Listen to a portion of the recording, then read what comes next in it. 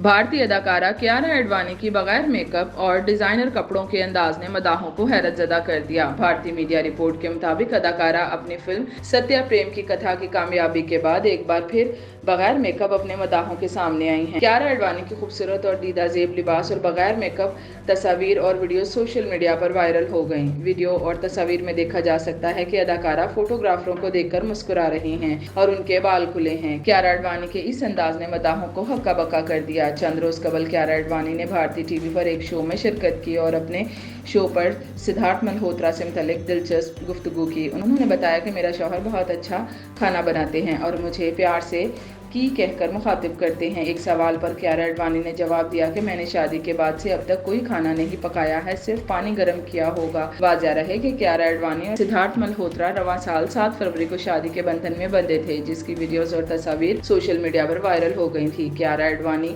मुतअद्दिद फिल्मों में अदाकारी के जोहर दिखा चुकी हैं,